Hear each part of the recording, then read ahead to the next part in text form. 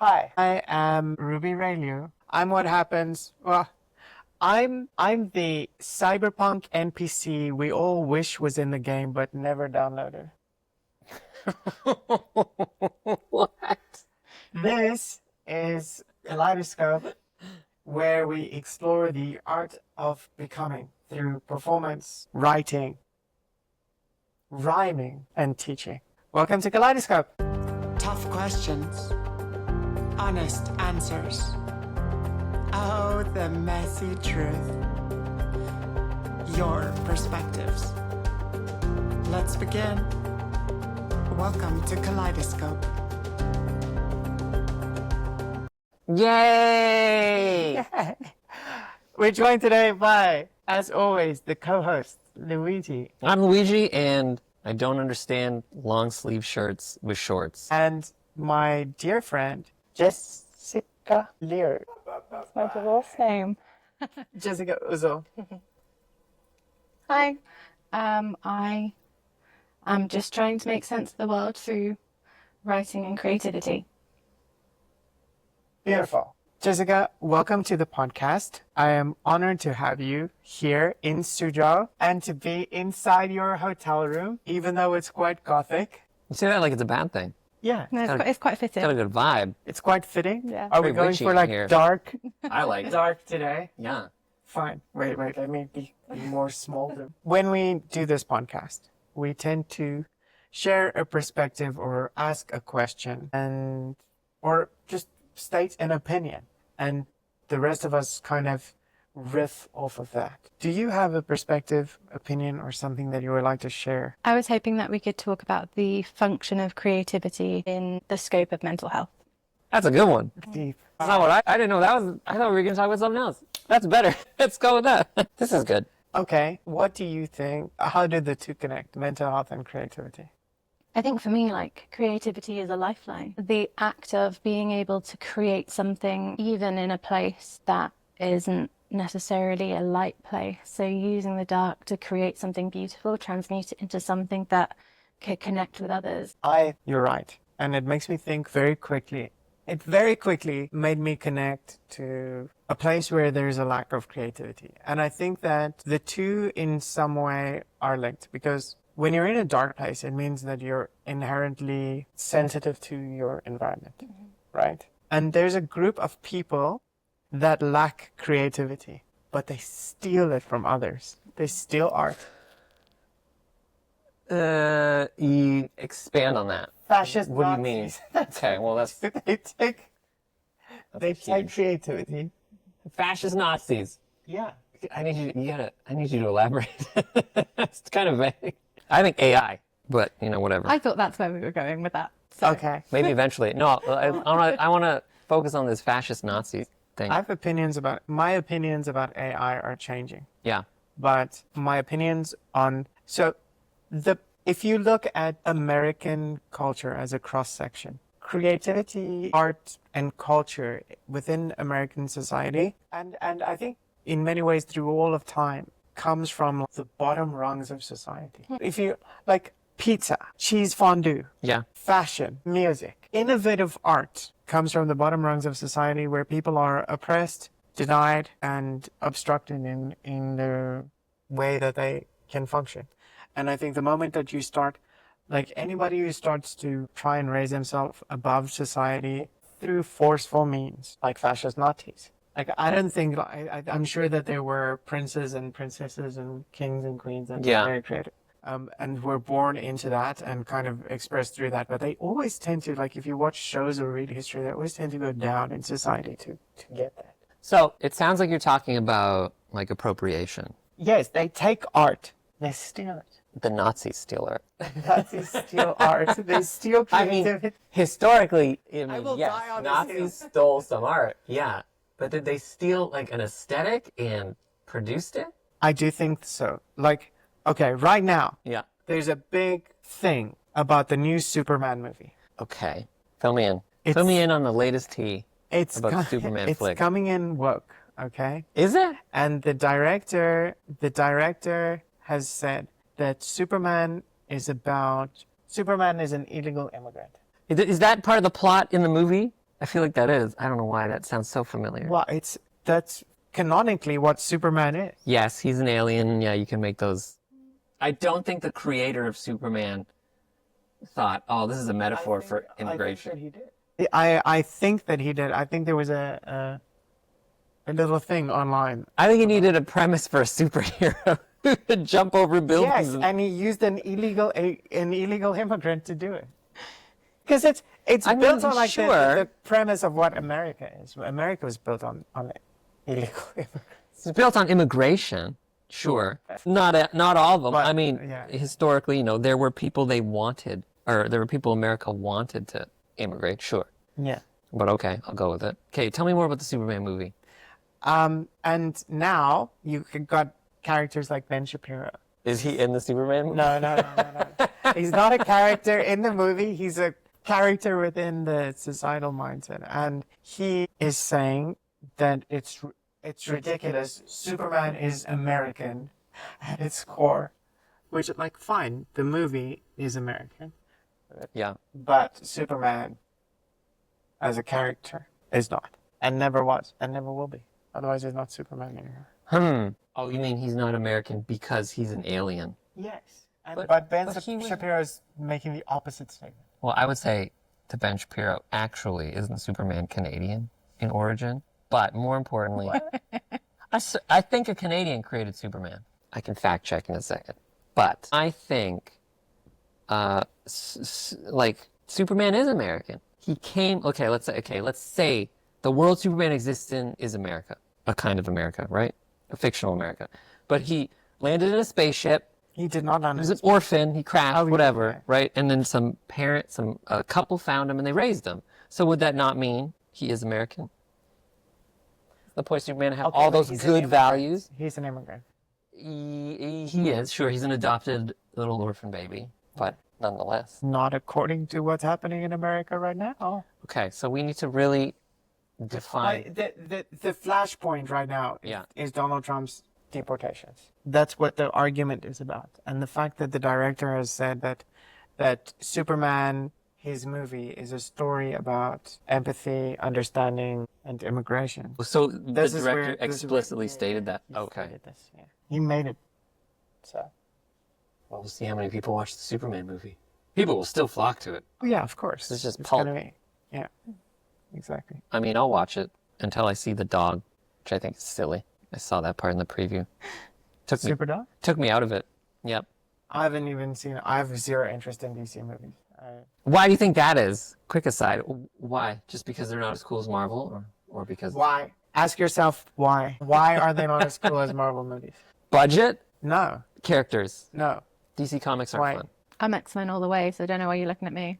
Yeah, but why is Marvel cooler than DC? Because X-Men is Marvel. I think the characters in Marvel have more of a struggle as human beings. Exactly. Yeah. They are relatable because Yeah, that's true. all of DC's heroes are superheroes that are trying to be normal.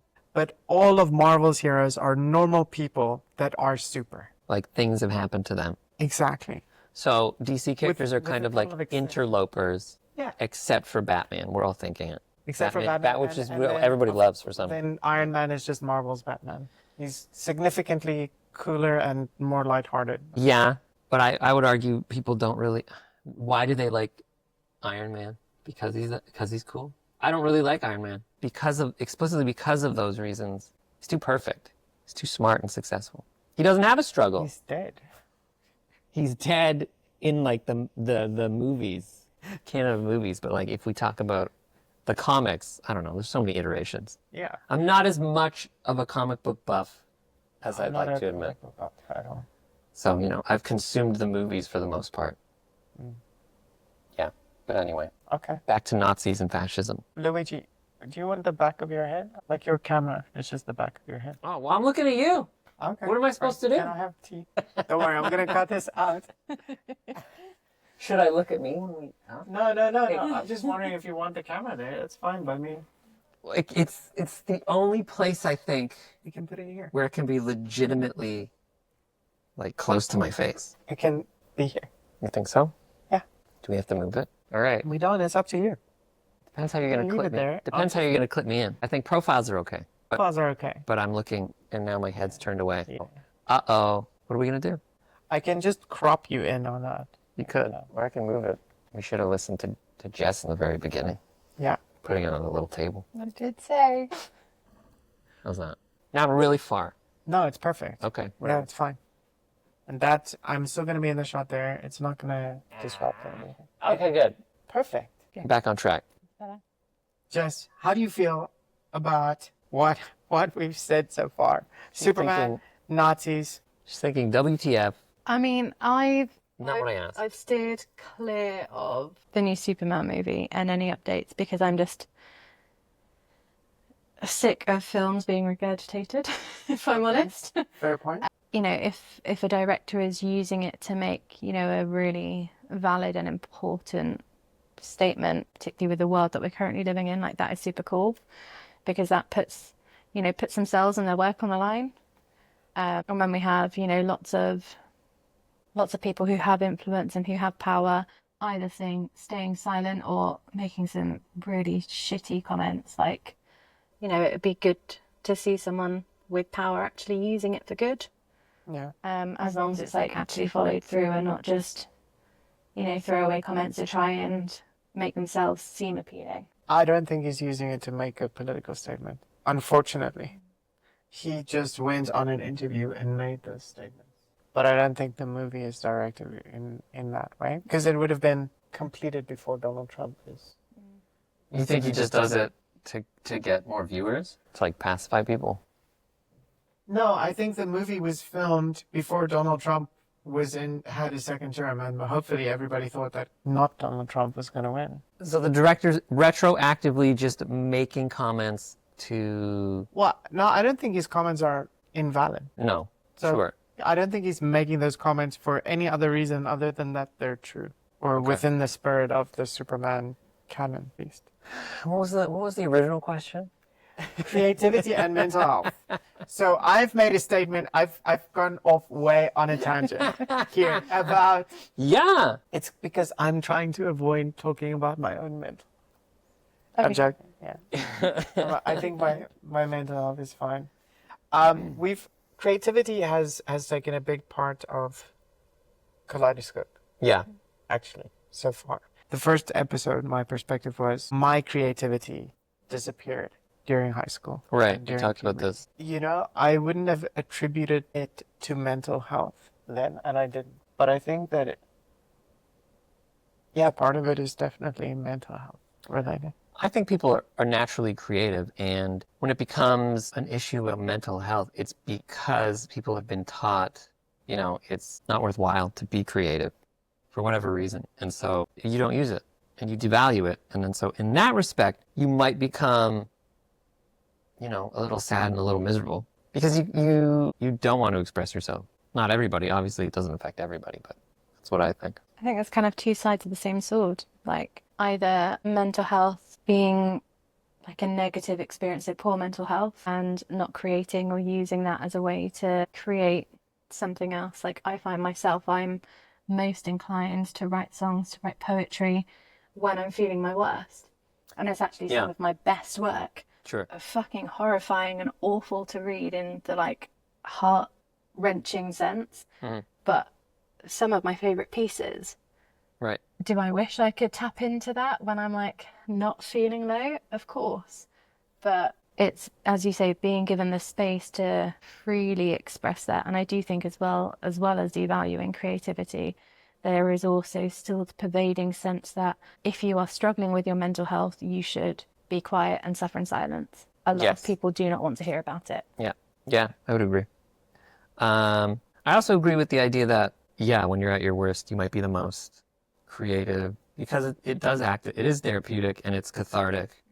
That's the word, cathartic, right? So, when I was young and more emotional than I am now, though I'm pretty emotional, Ruby, you know. I would say the poetry because I like to write poetry, the poetry I enjoyed writing the most, or I thought was the best, was because I was, you know, in a state of emotion. In a state of what's the word when you're simping hard for girls that you love? I don't know. In love. In love. Smitten. Smitten? I was beyond that. But like my poetry that I loved to write when I was young was all, the majority. Smitten. Enamored? Enamored. Enamored. Hysterical. No. You never. But yeah, like definitely. And I couldn't recreate good poems when I was in a good mood, right? I agree with that. Maybe it's just, I mean, some people I think that's the case. Don't write poetry for that reason. This is hard for me to think about now because I have always written from the time before Yep. when I was creative. The Yep. poems that I wrote were from a dark place. And I leveraged that emotion to write them. Now, I think like my bandwidth was fucked Okay. completely. Like my brain was way too busy doing other stuff that for like 20 years I did nothing. And then now I'm doing a shit ton, but all of it is from a place of joy. Good, yeah. And I'm looking down, I'm drawing from horrible emotions, but I'm not writing in a state of a bad emotion. Mhm. So that's interesting to me. Would you argue that like heightened positive emotion is still just like a heightened state? Because obviously mental health is like a spectrum. Yeah. Lots of people use the phrase to just mean like ill mental health, but actually there's both things. Obviously there's like a neutral, but the positives and the negatives. So like drawing on that strong emotion. Yeah, for sure. I think that strong emotion, but then again, like the nameless ship, Yeah. the newest poem that I just finished. It was the first poem I've ever said to myself, I want to write a poem that evokes images of Theseus's ship, talks about Ubuntu and connects like action and existence. So those are mental health issues, if you apply them personally. Mm-hmm. But I was like, this is what I want to write. I thought about it for maybe 2 days, and then I was like, oh, maybe not. And then I sat down and I just wrote it in one sitting, which was like my feelings were flat, like I wasn't in this, obviously not apathetic to my own poetry, but I wasn't feeling a particularly strong emotion. Okay. Interesting. Do you think there's sometimes a difference in how you approach your own personal writing in terms of like planning for a specific purpose? Because I do similar writing tasks in where I'm like, I want to either use these words or focus on this topic. And when I write in that sense, it's still me, but it reads different. It's a different version of my voice.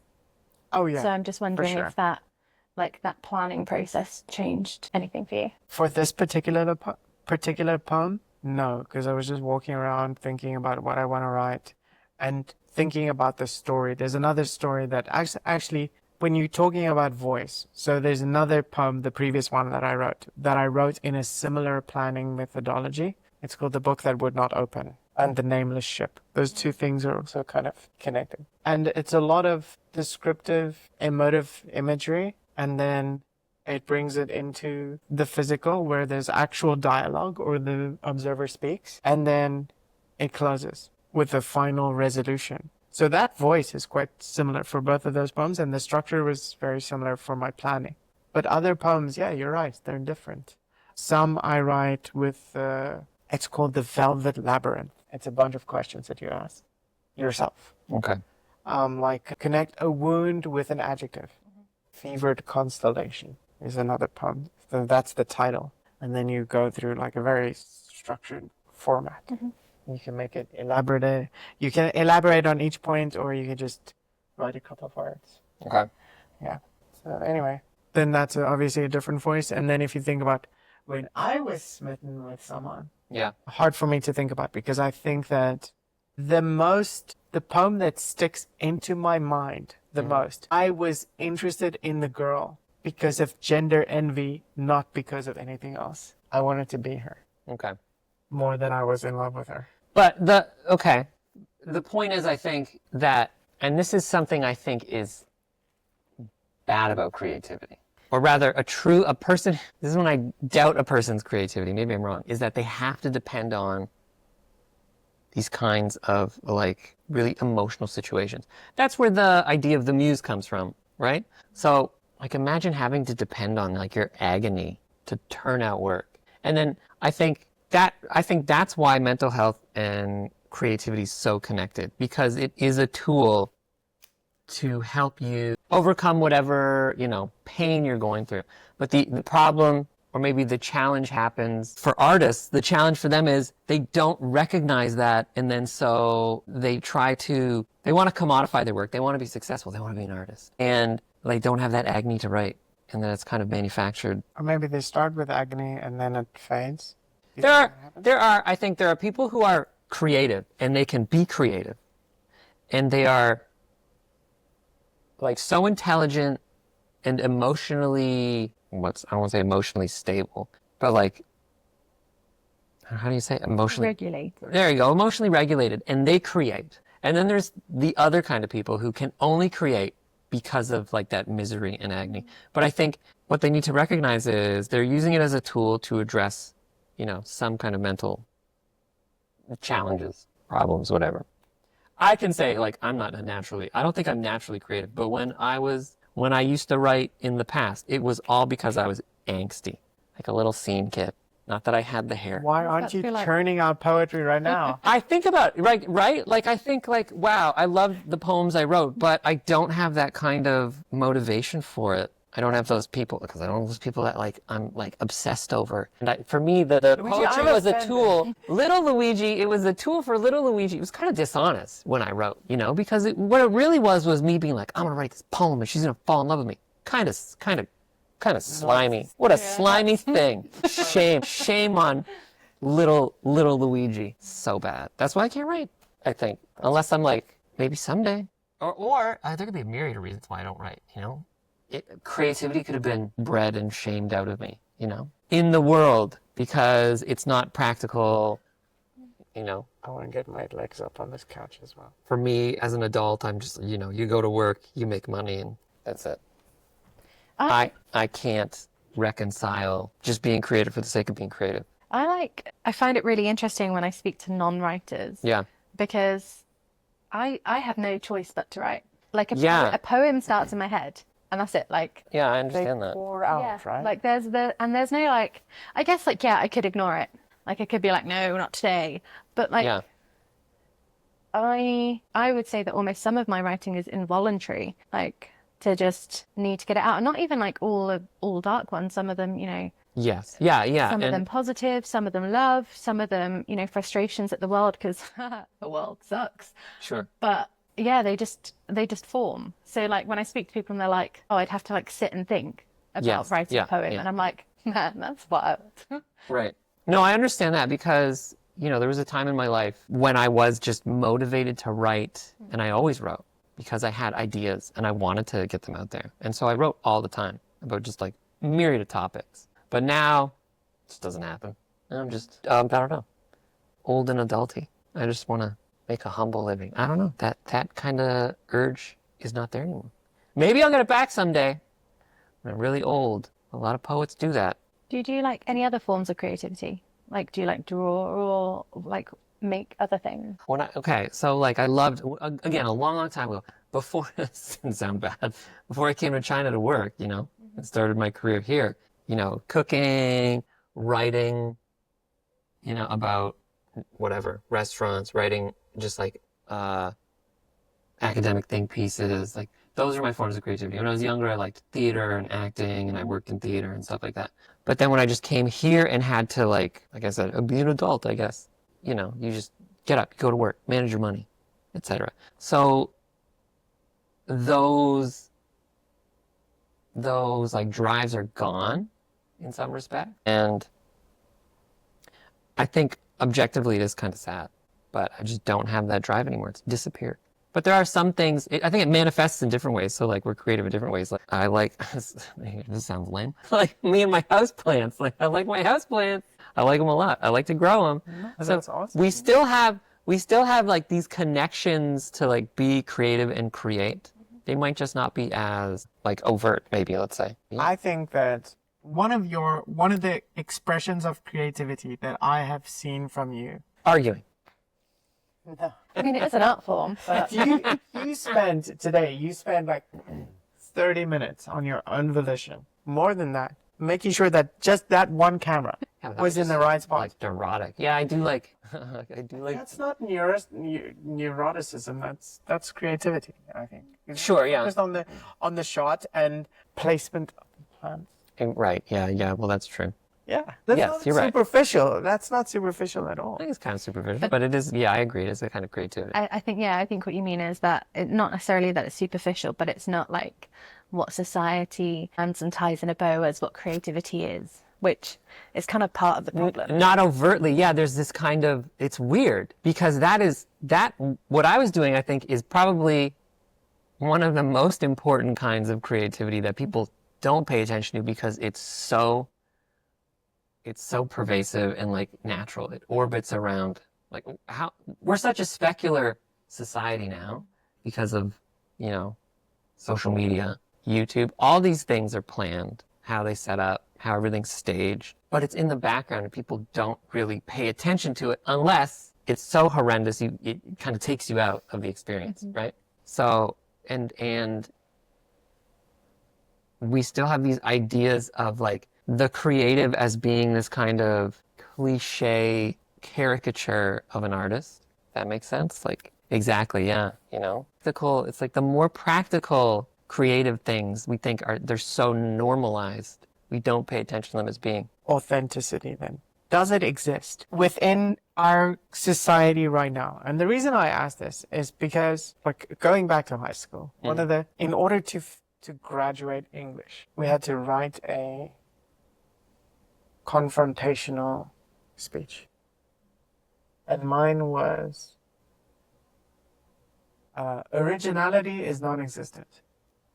Only authenticity remains. And my opinion or definition of authenticity was like the authentic idea, the root of something. For example, even if you look at binoculars, it's just an augmentation of sight, right? Mm-hmm. And sight is the authentic thing that you're playing with. And there's nothing original that exists anymore. So, but now we, like, from a different perspective of authenticity, is there authentic social media?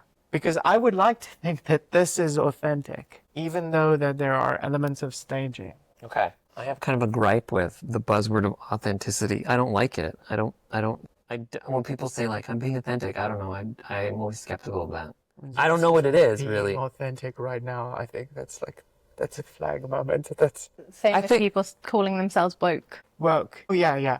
If you say you are woke, you are not woke. You're performing. Mm-hmm. It's a performance.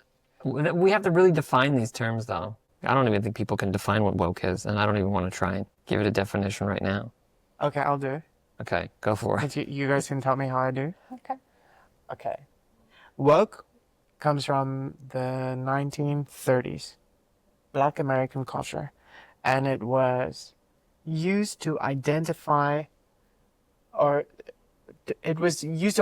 people who were able to highlight and understand the systemic oppressions that existed within their society and around their culture. Those were woke people. And since then, it has been appropriated by, I don't want to say Democrats, because no. People on the left? People on the left, to be a much broader sense of outside of only Black culture in America. Yeah. Like all systems of oppression. Yeah. All systemic snuffings of freedom.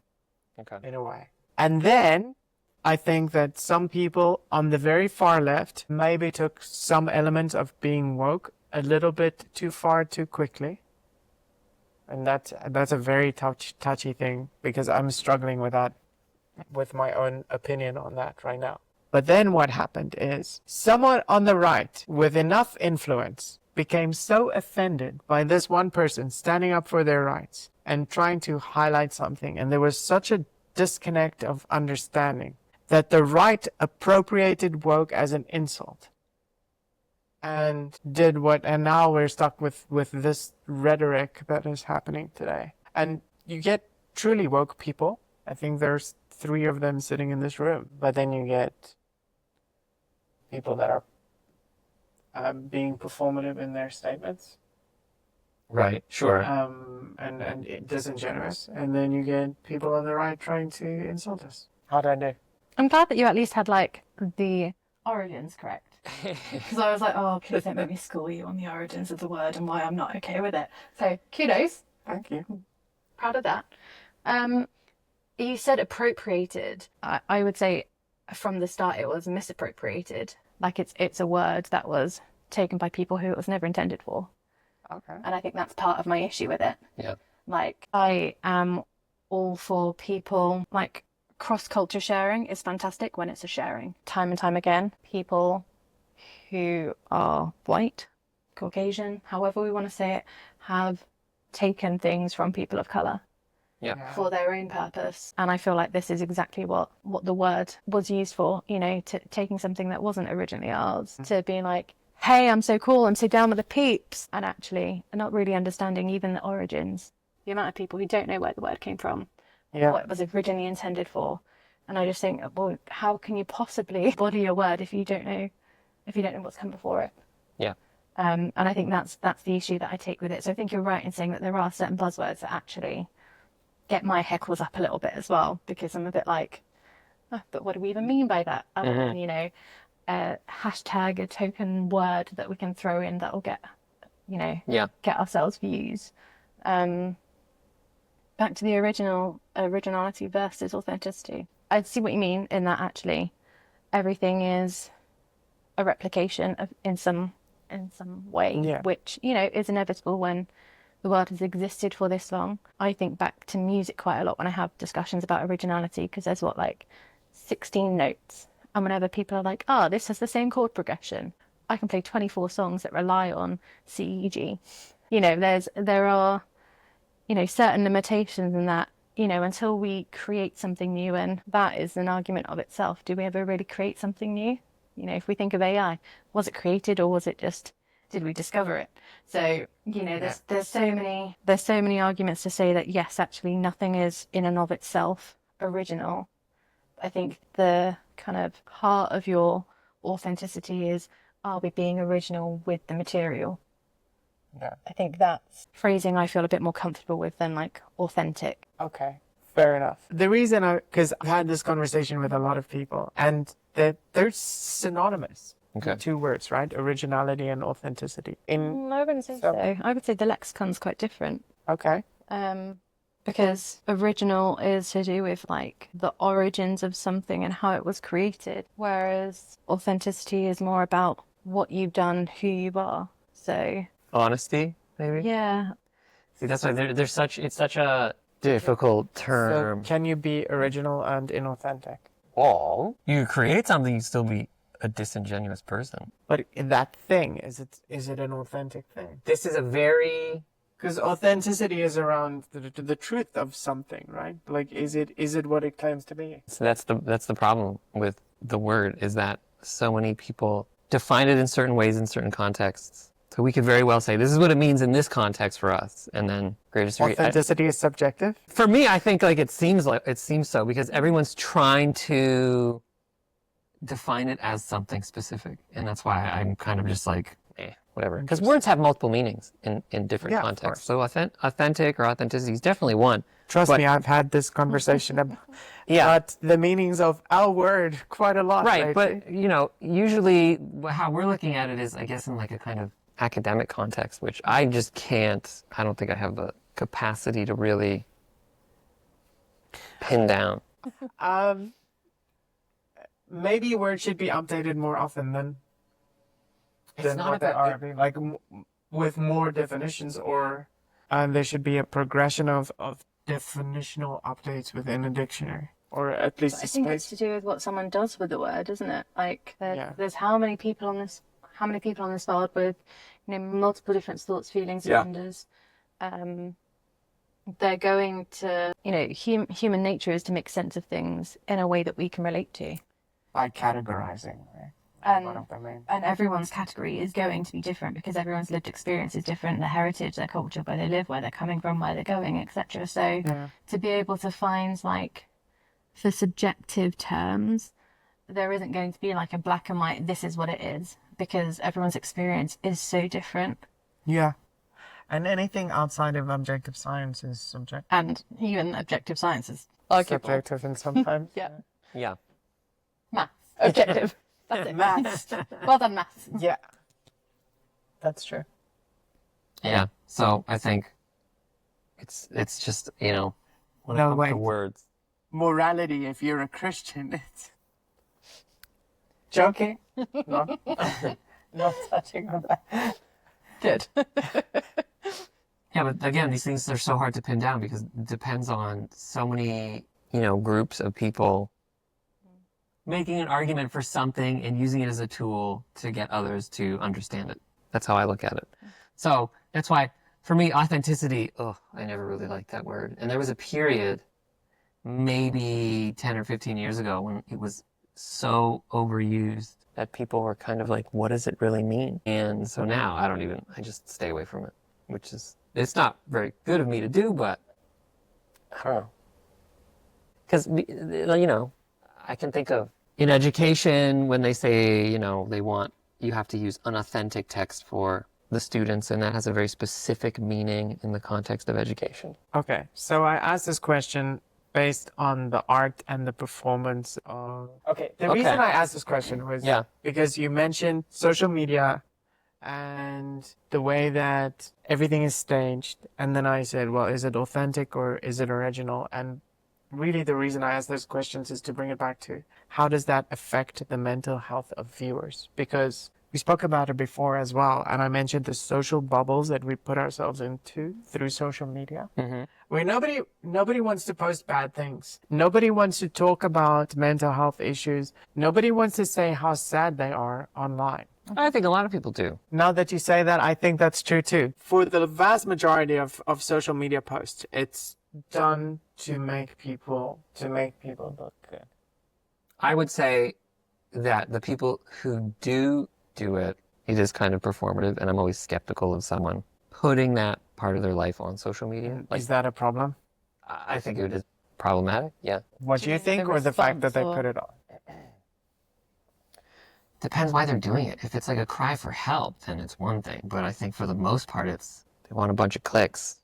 They want, you know, 1 million views. They want to monetize themselves. So this is my opinion, is when I see things like that, I think they're not really being honest. I could be wrong. I think it depends on the context of which they've posted as well. You know, if the rest of their content is not of that way, and then they post like a singular post of them crying or saying that they're really struggling. Like, why do that? I always question that I would struggle with. Yeah. I mean, I follow quite a few accounts that are, you know, based on mental health or, you know, shadow work, growth, all that type of stuff, which actually regularly there are creators, you know, exploring the worst sides of, you know, being neurospicy, having a specific mental health condition, etc. So like in that context, it doesn't feel out of place, and therefore there's very little skepticism. Right. Like that's one thing. That's like, those are tools to help people with mental issues, but it's the person who just like, you know, films himself crying out of nowhere. Like, you have to wonder, are you really in pain? Because you made the conscious choice to turn on your phone and cry and then upload it. So I don't know if that's really honest. I can see, okay, that connection and that question, I can see the validity of it, because I would think, I've often, now I'm trying to post more and I'm trying to gain traction. I want to be paid for putting things online. But then I see some of the things that people post and I think, how could I do that? And then you see 10,000 people are doing the trend, you know? And then I'm like, well, fuck that shit. I don't want that. Yeah. But like, it's tempting. And I can see how then my content can be degraded into fucking fluff pieces about me opening my eye. Okay. So with that in mind, does it, like, are we recognizing that we are entertaining first? Does it have to be honest if it's just for entertainment? Or is it honest because it is just entertainment? But this is what I want to say. Like, I think that talking about and posting on social media and receiving an empathetic response from people should be normalized. It shouldn't be a bad thing for someone to share their pain. No. And they shouldn't be necessarily seen as disingenuous. I think that questions are fair. Like, and if you posted yourself just randomly crying with no reason, and if you're posting yourself, nobody plans to cry. So how are you filming your tears? And I think that's the thing. For me, it all comes down to what feels like the intent. Yeah. So if someone is, sharing themselves crying or sharing themselves like in a really bad way, having a panic attack, dealing with suicidal idealization, to share with the intent of education, outsourced community, that makes sense to me. Yeah. But that would all be evident in the content and the context. All of the creators that I follow would never just have a post, for example, that has something that could be triggering. There's always a cover, there's always a content or a trigger warning. Right. And for me, that feels very intentional, and I can see the purpose of them sharing that. Yeah. And I think that's what makes me buy into it a little bit more. So I think the posts that seem disingenuous or like they're just for attention or traction tend to not have that. The intent of them just wanting attention or wanting traction, I think comes across quite clearly for someone who does engage with that type of content. Yeah. So I think that's why for quite a few people it probably doesn't land very well. This comes into my topic. Okay. That I wanted to talk about, which is spicier.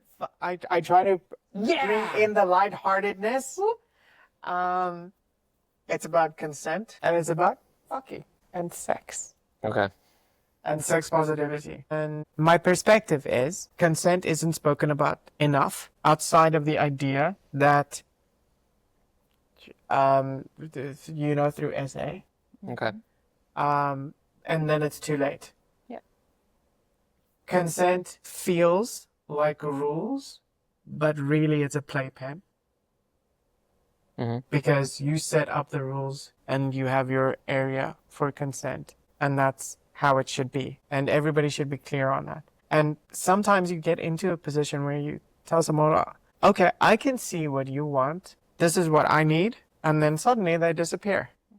Well, then that's a problem. I think 99% of people don't understand what consent is. Mm-hmm. No, I would agree with that. I also think as well, when we're here saying that consent isn't spoken about enough, the fact that consent is only spoken about within a sexualized way as well is just wild.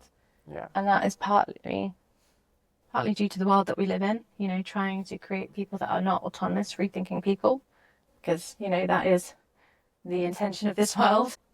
Children, for example, should be taught that they have consent. They have bodily consent of what people do. So I have quite a few spicy discussions with friends when, I arrive and they're like, give Jess a hug.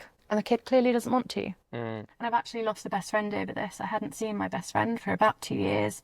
We visited with their son, who is highly autistic. Hadn't seen me for 2 years. Probably didn't recognise who I was, which is absolutely understandable. Yeah. And my friend tried to force them to give me a hug. And instantly, I was like, no, it's all good. It's all good. You're good, bud. And yeah, my friend was really mad about it. And I tried to have a conversation with them to be like, yo, this little human has bodily autonomy. You should be teaching them that actually they don't have to be touched if they're saying no. They need to understand the value of their no.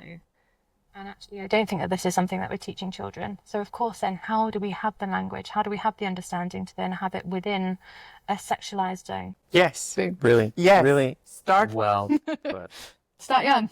Let's go. Young. I've never thought about it from the perspective of children and bodily autonomy and things like that. Like something as innocent as, saying, oh, go hug your aunt. Mm-hmm. But it's a very good point. Yeah. That's part of why now suddenly it's not fun anymore. No, now it's going. Now you gotta take it seriously. No, it's fair because, okay, if this is where it needs to go here. Yeah.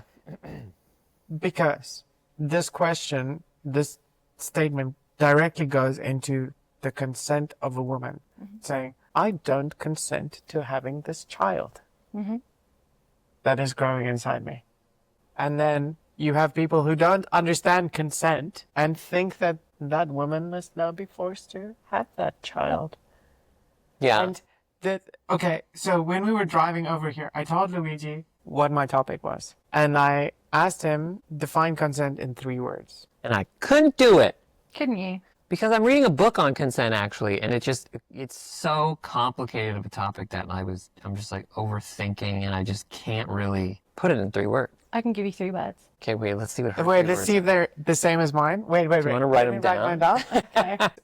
Originally, it was 4 words, but Okay. it can be 3. Just slightly less. That was 1. The other one was, blah, blah, blah. Not really, it's 3 words, it's 4 words. Okay. Cheat. Sorry? Cheat. It's 4 words. Maybe there's another one. I don't remember. Is that the one? Yeah. Okay, go. Okay. Enthusiastic. Oh, that was it! Reversible. Yes. I said retractable. So mutual, freely given, or enthusiastically given, and retractable at any point. Talk about this at some point? No, but No, but it's we're the in similar Chopin. circles. Yeah. So there's something that already says this about consent? BDSM. Yeah. Ah. Whenever anyone says to me, how do you know so much about sex and consent? Because I do consent workshops. BDSM has taught me more about what I have the ability to say I want or not want Okay. than anything else in my life, Right. as well as giving me the tools to start navigating how to do that, which, you know, as a people-pleasing little neurospicy bean, Sure. not my biggest skill. Right. So yeah, I think that gives a certain lens to looking at consent. And it's also, I think, what a lot of the, you know, the typical tropes that you hear about when, you know, there are lots of people who sexually assault someone and they do not realize that they are sexually assaulting them. Yeah. And I think that's almost sadder than Right. all of the sexual assaults coming from people that knew. But, you know, but they said yes. Were they drunk? Yeah. Were they enthusiastic? Did you pressure them? Were they coerced? Without having those nuanced understandings of that enthusiasticness, that being able to reverse it, you know, the whole thing of, oh, well, they said that, like, they were thinking about this. It's like, yeah, but did they say in this specific moment, I want you to do X to me? For me, in all of my lessons, when I teach this with younger people, it always brings me back to the T video. Like, I don't know if you've seen it, but I absolutely love it. Explain it. Essentially, like, there's a couple of different things of, you know, if someone says they'd like to come over for tea, Yeah. and then they change their mind and they want something else to drink, that's okay. Don't try and pour it down their throat. If someone says they want tea and then they fall asleep, Yeah. you know, don't choke them on it. Yeah. And it's all these type of little scenarios of how, you know, someone can revoke their consent that they've given and actually, like, don't be a dick about it. But Yeah. it's such a good video. It's funny you bring that up because that is in the book I'm reading. Love Again, I've been reading this book for so long in bits, and one of the parts is consent is not like blah blah blah tea. Gotta find out what it's called. Give me a second. Talk Okay. amongst yourselves. What is it Yeah. called? So I've been approached by people who claim to be experienced mistresses or whatever, sadists, and they're just not, because they don't even begin to understand consent. Yeah. It's crazy to me. The Joy of Consent. That's what I'm reading. Cool. By a French thinker, Manon Garcia. That's her name. But that's why. Yeah, it's a complicated topic, obviously. There's like the superficial aspects of it, which is like, you know, asking permission and knowing how to interpret. You know, This one's not gonna reach. the person has. I can't use my long cable right now. It's okay. This will just be cut out as fluff. Yay, fluffies! Except mine's an iPhone anyway. That's a Type C, isn't it? Oh, sorry. My iPhone is Type C. I gotta cancel an appointment. Wow, it's 7 already. Yeah, 7:30. I thought we would have been done. for this, eh? Oh, that's okay. Unless you need to go, we can leave if you have to. No, it's just a laser. I'll just tell her. Oh, it's your laser. Well, Yeah. I can drop you off when we leave if you need. Yeah, but when are we gonna be done? I don't know. Might be probably another 45 minutes or so. Oh, you still need this? Do you reckon I can unplug this phone? Yeah, should be fine by now. In 2 months. It's freaking weird. Just bad timing. I can move my phone over here. That's true. That's be fine. Well, maybe that's kind of cut and dry then, you know? As a concept, as an idea. Any questions? What, consent? Yeah. My topic. I think people's understanding of it isn't though, because you know we've seen time and time again, you know, the stats on female SA are devastatingly high. Yeah. And when you look at conversations like Vera a man, the backlash of that, and the lack of understanding of just how pervasive the fear of non-consensual activity through lived experiences, particularly for a woman or female presenting person, is it's wild. That actually so many don't understand the nuances about it. How can we fix it? How can it be fixed? What's needed to fix the world? I think that beyond starting younger and discussing consent within a wider frame and a wider context, even using the word more, consent has always been made to feel like a dirty word, something that shouldn't be spoken about. Similar, for some groups, even just discussing sex. Naturally, if a friend shares a picture with me that I haven't consented to see, I will actively use that word. And yes, it causes arguments and it makes people uncomfortable. But if someone, for example, forwards me a picture of one of their partners, which I'm polyamorous, I have had that happen. Yeah. To be like, yo, A, I don't consent to seeing that. B, do you have consent to share it? Normalizing use of that word. And I think unfortunately a lot of it comes down to is just that lots of humans do not treat other humans decently. And that's something that's cultivated. That's not something that, we are asked to focus on when we are younger, when we're teens. That's something that's almost bred out of us, because if we are willing to use and abuse each other, then the higher ups get more out of us. Do you think there's confusion between, because I hear how you're using consent, the word, but do you think people consider consent and permission interchangeable words, or are they very different things? Like if I said, I don't give you permission to to show me that, could it be the same as saying I don't give consent? I think it's similar, yeah. Yeah. But I think in the world that we live in, we're almost encouraged to, to not say when someone's done something that upsets us, to kind of just let things go, to have clearer boundaries. So I think even things like permission is still, something that most people would link to a permission form for something specific, etc., as opposed to, something that should guide your daily actions. Right, yeah. Yeah. Deep thoughts. I'm still dealing with a lot of, sometimes I wonder. I think the reason that this is such a touchy topic for people is it directly calls into question every single action that they've ever done in their life. And there are going to be times in everybody's life where they've violated consent in some way. It's not going to relate to necessarily a heinous crime, but I think everybody violates consent. Are you talking about consent in a sexual sense, or just consent anything? In general. In general, okay. Sure, yeah, and people making assumptions. But then yeah. Also, by extension, for most adults. Now, is that because... Sexual as well. Right, now is that because it's implied? See, this is the thing, this is the problem, this is the challenge of consent, is that it's not clearly defined.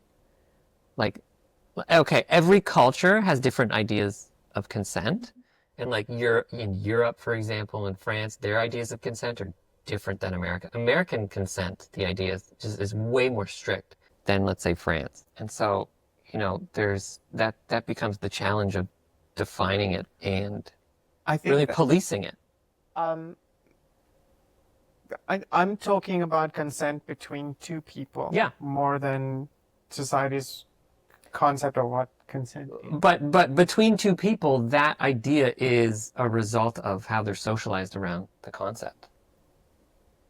Yeah, sure. But in any situation like that, one of them is the power dynamic is not equal. It's never equal.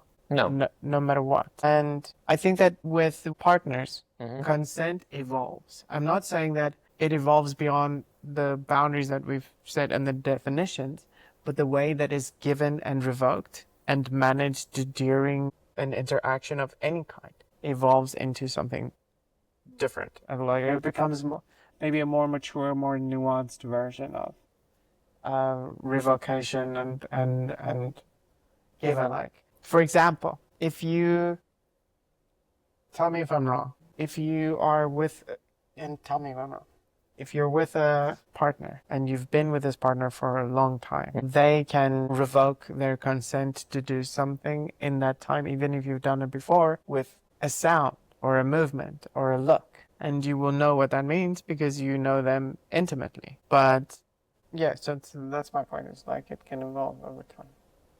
Just nothing. I think linking back to what you're talking about, Luigi, yeah, there are different understandings of consent, and I think the biggest aspect of that is generational. If we look back 30 years, horrifyingly in some cultures less than that, consent wasn't something that was discussed because, it was a man's right. Sure. Actually, these nuanced discussions around consent for some cultures are, really quite young. Yeah. If we look at, legislation, I hate that word. If we look at laws, there are some countries where, up until the early 2000s, men were legally allowed to rape their wives. In a cultural context of that, of course, there's going to be some blurring lines. And I think, when we take, I would say people who are of our generation, we're kind of straddling two sides of we grew up learning from what we saw in TV media, our parents perhaps, and that was kind of the old ethos. Yeah. Whereas, moving into a space where it is more acceptable to have these open discussions about it. Yeah. Like, even I was engaging in BDSM when I was younger than I should be. And even then, I didn't have the language and no one had ever taught me I had the language. Right. And it wasn't until maybe 10 years ago when I'd been practicing BDSM for over 5 years that, I realised that I was allowed to say yes and no to certain things in a scene. Mm-hmm. I was allowed to say yes or no between scenes with the same partner. And I think the ethos around it has changed a lot because before that, even outside of marriage, my first experience of heteronormative sex was as the woman, I accept whatever the man is giving and wants.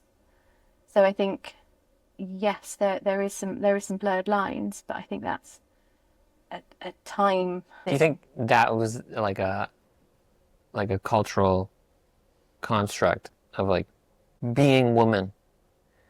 Like you just kind of passively accept like a man's behavior in that respect. Like, boys will be boys. I guess I can't, like you said, you don't know about consent. I think that was part of it. Yeah. Particularly as someone who I had come to terms with my own queerness at that point. Mm-hmm. But definitely when I was with male partners, right, felt the need to be that feminine stereotype. Right. Interestingly, I started having conversations about what we do or didn't want, and that's kind of how consent was initially framed when I first started learning about it, with women far younger than with men. And even now, I find having these conversations with women far easier. There are certain groups of men that seem really receptive and really willing to have those conversations, particularly if you open them up. Mm-hmm. But I have still had, even, in recent years, men turn around to me and be like, we don't need to talk about this.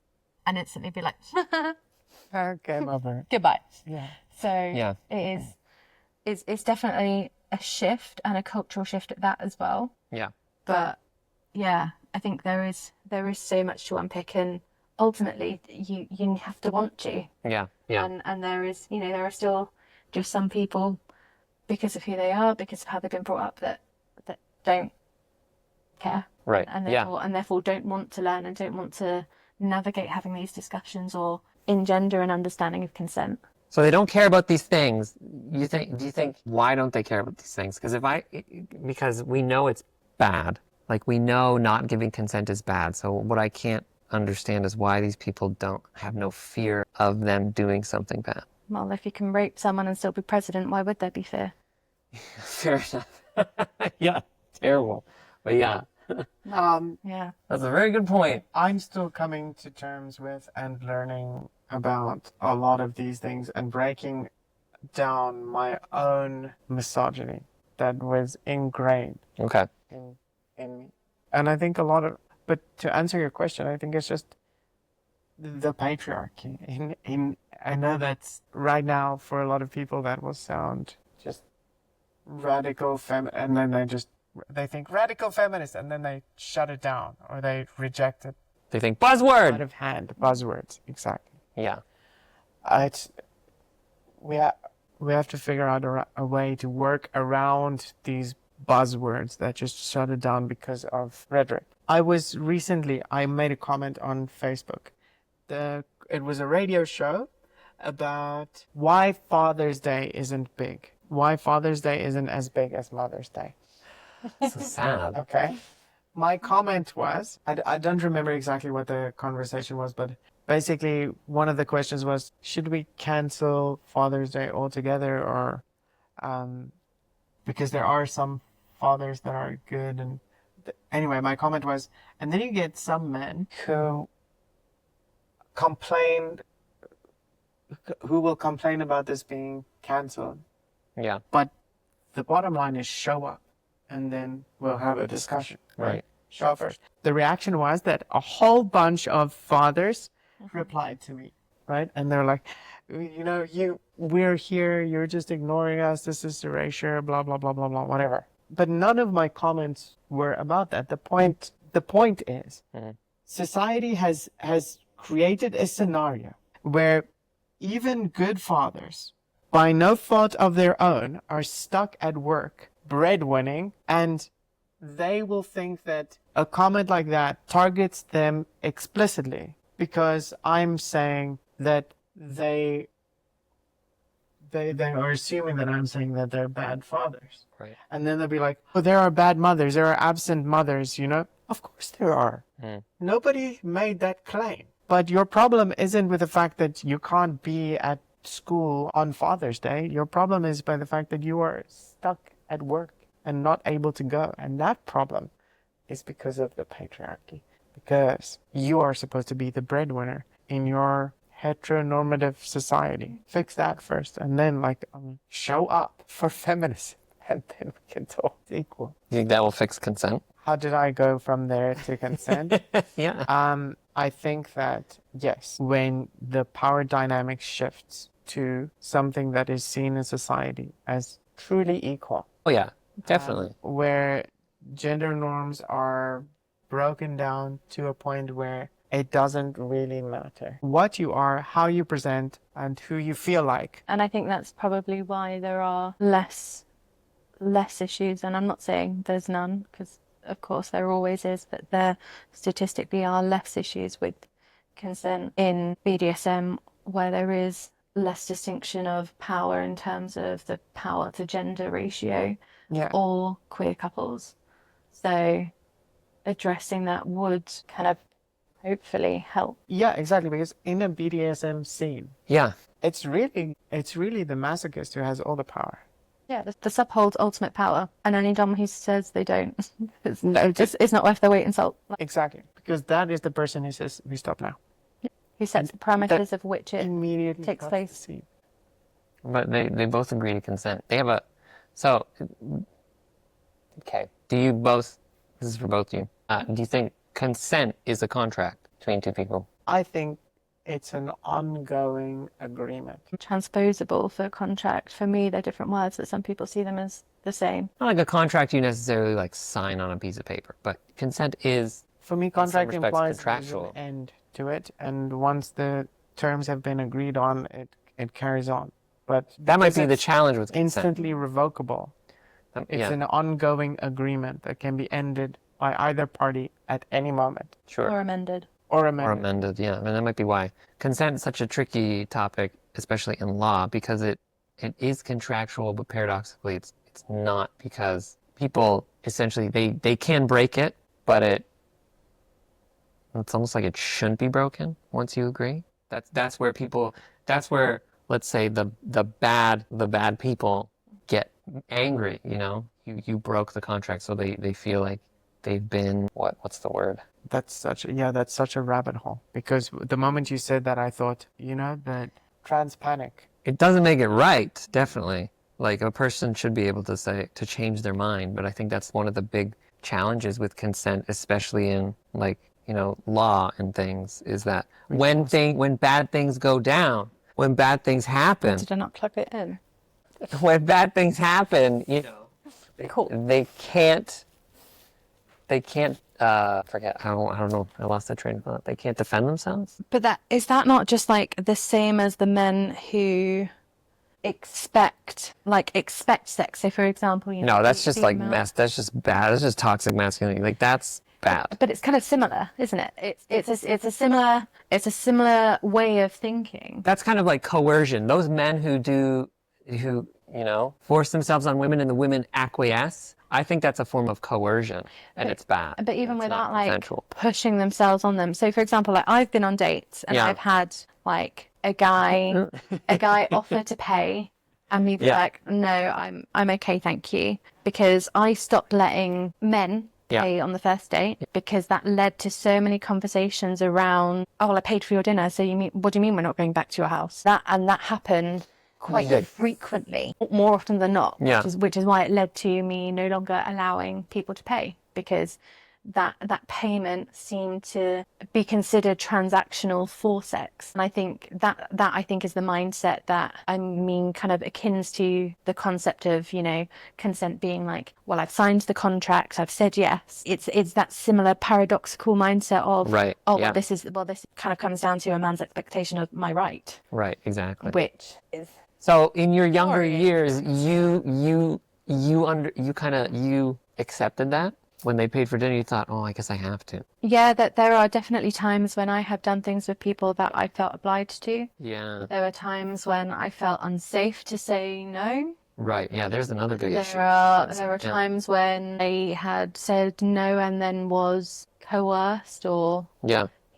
Here's something that I Terrible. think is what the cool aspects of consent working is. All of a sudden, what becomes okay? Once you have a proper playpen set up and the agreement is there and trust is built, objectification, sexualization, all of these things suddenly become acceptable within the framework of consent, fetishization, everything. And that, to me, is much more exciting than the effort it takes to get consent to a point. And if only people could understand, like, if I engage with this structure, this contract or agreement in a proper way, then this person's body is my oyster. Anyway. yeah. But again, it comes down to like being given those tools. Yeah. And unfortunately, there are, we look at, for example, Trump or Elon's kids, they're not going to have been taught how to have conversations about a woman's body. Oh, I don't know about that. Not Trump, but Elon has a transgender child. But he's disowned her. Yes, but He said she that- still is a kid and she's still intelligent. I So, think, that's no. I think that she discovered that on her own, Yeah. and she will happily inform her siblings about Okay. it. But it's not going to come from Elon. So you think those kids just won't learn about it? I think they won't be given appropriate tools to have conversations in the way the modern world expects. I think they have those things. I think they have access to them. I think it's an issue of power and that's a kind of class issue. Like they understand where they are Yeah. in the world. And if they are true, Not saying they are. Back to Nazis. If they're bad people, they'll but- do bad things because they have, so much power to exercise. Anyway, which is terrible. That's just another topic. You're right. I brought it back to Nazis. You're right. I think I went there with Elon, but Children of Nazis. we can take mutual responsibility there. I had no idea Elon Musk's family were Nazis in Canada. His mom. I had no idea. Like, I think his dad is pretty woke, actually, though, using that term. In a way, like, Tolerant? tolerant, Progressive? understanding, progressive, liberal, Okay. advocate for equal rights in South Africa. But owns diamond mines or emerald mines. Owns a diamond mine. So, or yeah, exactly, emerald mine. So I'm not sure how far that goes, but he was part of the groups within the university that fought for equal rights. How that squares with him marrying an actual Nazi, I have no idea. So He didn't know. He didn't know she was a Nazi, right? I don't think Nazis are good at hiding what they The are. the heart wants what the heart wants. When you love somebody, you will accept how crazy their family is, right? No, How many no, times did we this hear is that? This is not a rose by any other name would still smell as sweet. I just don't think you've loved someone so much that you just have to accept their crazy family. That's the cliche. I'm reporting his from mom- popular culture. but I like- certainly like haven't. Elon's mom, I don't think she was. It wasn't like her family was that and she wasn't. I think Okay. she was actually also. I'm not sure. No I more don't wanna diverging to blame anybody. Nazis. Let's coming back to consent. Okay, so consent. Should we depend on the law to help us No. with consent? No, Really? no, Why? because it's written by men for the purpose of men. I was just gonna say, not all men. There must be some female lawmakers. Come on. It's all men, Luigi, until it's no men. I understand, consent, even in law. This is something I learned recently. I don't know if it's criminal law or there's so many terms for law, but the point is, if a contract is made and it still disrupts the social order, it is null and void according to the law. And that's why I think when it comes to consent, the law is important and can be helpful for things like consent. I think it can be helpful, but I also think it can be used to, I guess, uphold like certain groups' agendas. Take like sex work, for example. Yeah. I think that someone should be able to decide whether they consent to selling their body or services for money, Sure. as well as someone being able to consent to purchasing that. But if you think about how many countries have put laws against either one or both. Mhm. So I think the problem with us relying on law for consent is it becomes the law says X, Y, Z and anything else is outlawed. I think we're. And the criminalisation of that and Okay. typically how that impacts women and female presenting people who are queer, people of colour. So if you look at, the types of people, if we continue on the strand of sex work, typically lower class people, the disproportionate amount of people who are, people of colour, Hispanic, etc. And they're already, at risk and vulnerable. Yeah. So it's looking at whether the law gives protection to everyone or just the groups of people who benefit from those laws. Well, I would hope the law protects everybody. Unfortunately, it doesn't. We know it I think doesn't. I think Yeah. it comes into the. Depends on a good lawyer. We cannot codify concepts. And I think that consent is a concept based around bodily autonomy and personal proximity. Well, then now this just depends on just how good human beings are to each other. You just have to hope, Anybody who's not a good human being to someone else is violating consent by definition. Okay. I guess for me, I can't reconcile the idea or the term of consent without some kind of greater authority to uphold it. And that's where I'm kind of like, oh, consent now is just like a thing we're saying informally between two people. Okay, here's a question. Because if something bad goes, sorry to cut you off, but if something bad happens, what's the one person going to say? Oh, you were wrong to me. How does the person who breaks that, contract of consent, the informal contract of consent, how do they get punished or not do it again or pay for their crimes. See, now I'm using a lot of legal language. It's tough. I think those are good questions. Here's a question. Mm. And I think sex work is a good allegory for it. It's your body, right? Your ability to sell your body exists only with you. And if it's not that, it's slavery, right? Yeah. And for someone to deny you that ability directly affects your autonomy as a human being. Okay, how about this? Sometimes you have to work or else you'll starve and die. So really, do you have a choice? Why do you have to work? To make money. That's my point. We shouldn't need money. We shouldn't need money. No. Well, it'd be nice. Like your basic needs, food, shelter, should be provided, right? That's like a basic tenet of all human rights. Okay, who's going to provide these things? In my opinion, it should be provided by the state, Okay. the community that you live in, whichever community that might be. And for us, our communities are ultra massive. So the state. Because at my heart, basically what I'm saying is So, shouldn't the state have a right to create rules to maintain order so everyone can have their free food and free shelter and things like that? But who gets to decide what is and isn't disorder? Like one person saying that sex work is disorder. We all have to. Who gets We have to who have gets to people. decide this? People who represent us, and they have bigger groups and elected officials. No, I'm joking. Obviously, see, it's complicated. Okay, well, like I don't think anybody's advocating for nobody being a leader of society necessarily. Like No. some kind of guidance. We spoke about this yesterday. Some rules are required for some interactions because that relates directly to consent.